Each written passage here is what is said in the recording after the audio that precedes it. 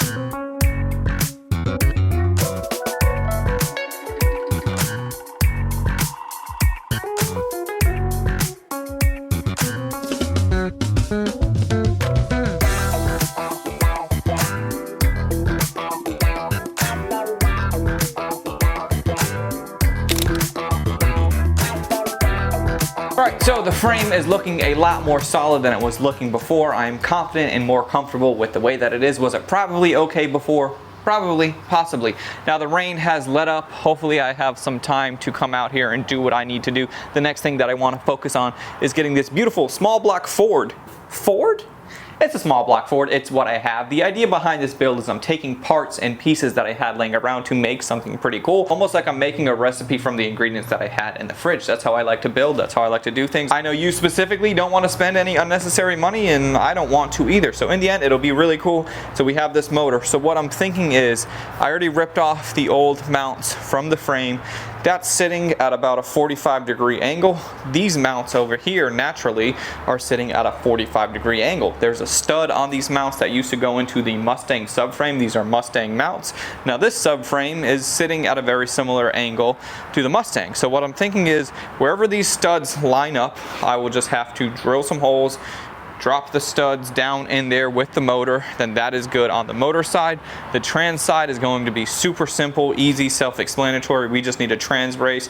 I already have the trans mount, which is studs down as well. So we have 2 studs for the motor mounts, and then we have studs for the trans mount. Studs are easy. All they got to do is go through something, then a nut has to be put on the other side. So let's go ahead and get this motor lifted up. I'm going to use ratchet straps to try to get it as straight, level, and true as possible. But actually, now that I'm thinking about it, our driveway is about a 1 to 2 degree slope, so maybe I'll put the motor at a 1 to 2 degree slope. As long as we got it relatively solid, we will be just fine. So let's go ahead and get the motor up in the air. We will shimmy the frame underneath it, mark our hole, drill our hole, get our motor mounts figured out, then get our trans mount done. And then we will have a motor in this thing. And then eventually we will get into the drive shaft, because we are going to need a custom drive shaft for this thing as well.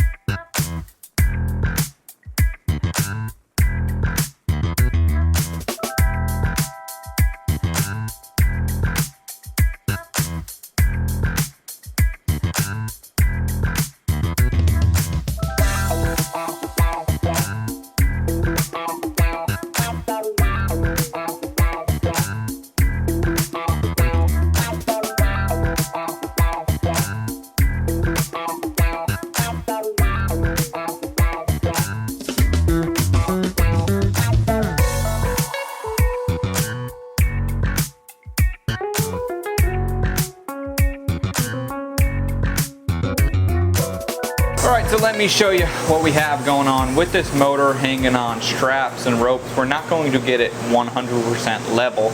All I can do and all I'm going for is to get some point of a reference. Then I can take that reference and then go for it. Well, let me just show you. See, it looks pretty good, but the motor right now is actually a little bit biased that way, so we need to compensate and make up for the difference. So we have references on the frame right now. So this stud is going into this hole right here, and then if you can see on this side is right up here. So I went ahead and I marked everything out. The theory is that we are going to split the difference. If one side goes down by a certain amount, the other side needs to go up by that same amount. We need to figure out what that amount is. So I'm going to go ahead and pull the motor, get it out of here, take a measurement. I could even use the string and just mark both sides of the string and shimmy it over just a little bit and then lock it down where it's going to be nice, solid, and centered. Something just landed on my shoulder. I think it was a leaf. Okay, let's get the motor up out of the way. What I did was, as the stud was on there, I just took a little bit of spray paint, spray painted it, and then once I pull that stud out of there and the stud that's on the motor mount, we should see a nice circle. The one side has the hole for reference, the other side has the spray paint. So let's get this out of here and see what we got.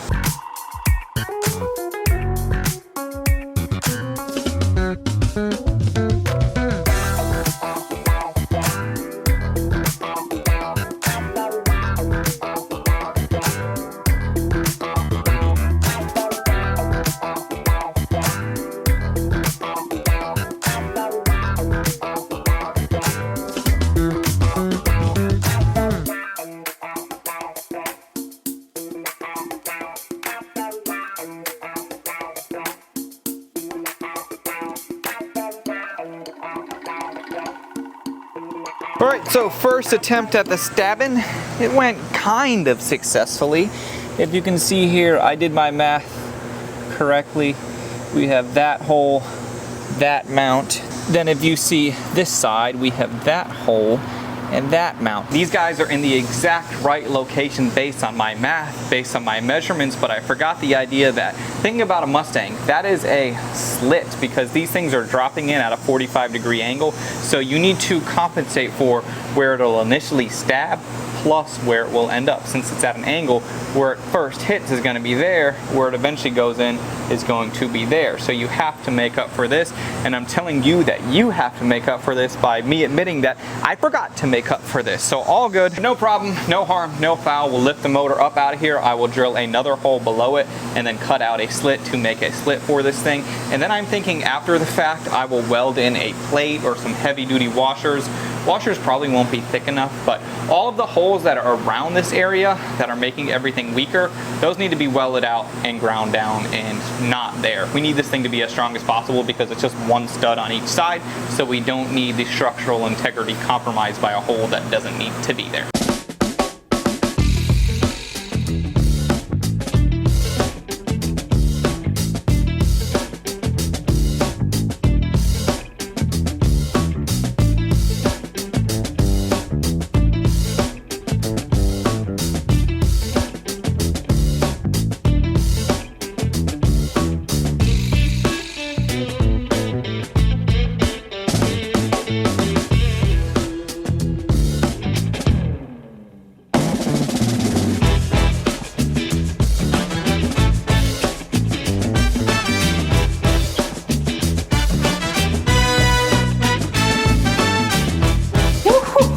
Dude, look at this thing in here. We are building a hot rod, boys. Well, no, we're not really building a hot rod, but dude, this thing is really coming together. Now, a couple things that I want to keep in mind. We want to make sure that the motor is tilted back between 3 and 5 degrees compared to the frame.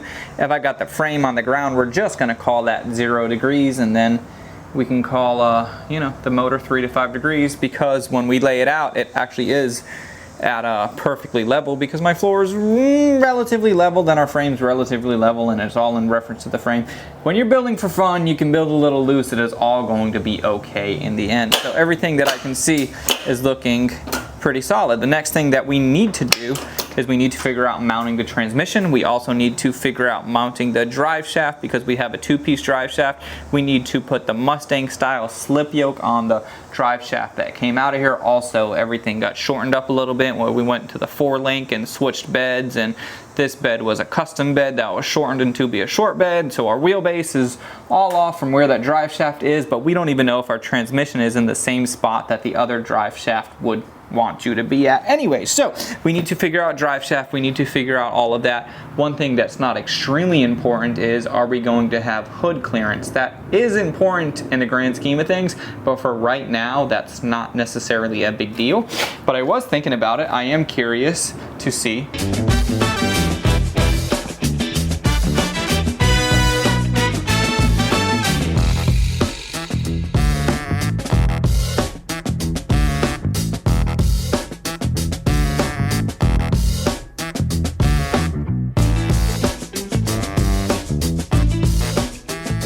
So right now we are in really good shape. I'm kind of figuring some things out, messing around with others. The next thing that we need to do is the trans mount. So I took the trans mount that was in here, which is obviously for a completely different trans. It puts everything in a little bit of a different spot. So I went ahead and I ripped that out. Now what I'm thinking is, if you can see right here, I have it sitting where it's upside down, just so that way I can mark the holes.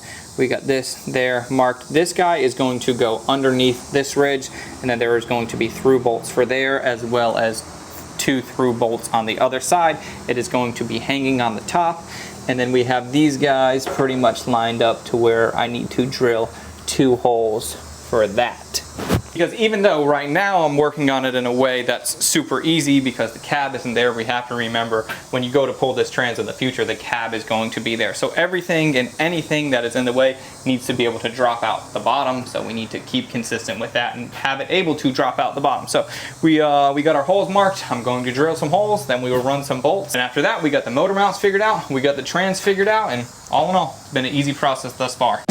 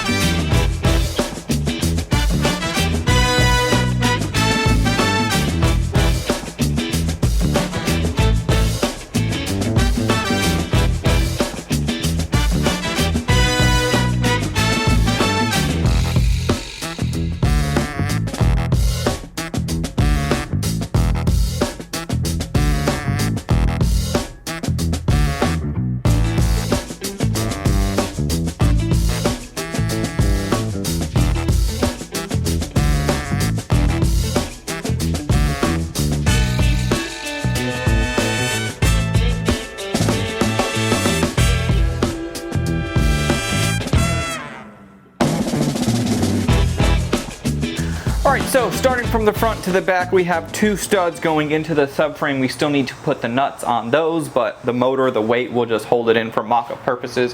When we're actually putting it in for the final time, all we got to do is put the nuts on. The trans mount is the exact same situation. We moved the old trans mount from the bottom to the top because the amount that the motor was lifted by doing the Z-notch, we have to make sure that the trans is going to be mounted in a place that makes sense. We are sitting, for the small block Ford, we are sitting at exactly, we're rocked back about 4 degrees, 3.5, 4 degrees.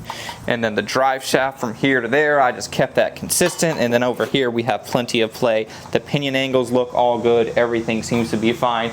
When it comes to a lot of these things, I know some people get super caught up with the numbers. I like to build a little bit loose, and the way that I'm explaining to you might seem like I'm not building loose, and maybe I don't, but what it comes down to, if the frame is at 0 degrees and you get your motor kind of close, it's a range that it wants to be. Just look it up as you're building. For a small block Ford, it said rocked back towards the firewall between 3 and 5 degrees. I'm at about whatever I just said. I don't even remember what it was, but I know that I'm within range for there. The drive shaft stayed nice and straight. We have the drive shaft carrier bearing mounted in. Now for the height of that, I could have ran a bar straight across the top of the frame and it would have been all good, but I did not want to bother the floor over here too much, so that's why I opted to do it across the bottom, and then I just built it up in the center. Really happy with that. All of that is solid. Now I can take some measurements for the drive shaft, get the drive shaft dropped off at the drive shaft shop. Then when it comes to putting everything back together, we are really good to go. What I'm trying to do in this project is to address everything as we go. Projects in the past, you get the motor good, you get the trans good, you get the rear end good, you keep moving, then it's all said and done. Then you find at the end of the project you're waiting on the drive shaft because you just don't think about it. So as the cab is out of here, I want to get absolutely everything that I could possibly get knocked out. Another thing that I need to go for, I need to order material to build out the exhaust. And I have plenty of room to build the exhaust for it to go underneath these braces and above the floor. So we have really good space, really good clearance, and everything's going to work out nicely to air this thing out and only touch frame. That's another thing. Overall, we have really good clearance. Our oil pan's not going to hit. We're not going to hit anything crucial. Nothing is going to be risky for as low as we're driving and dragging this truck. So all in all, we can comfortably get this thing slammed, throw some sparks down the road if we choose to do so, and just have a really good time with this.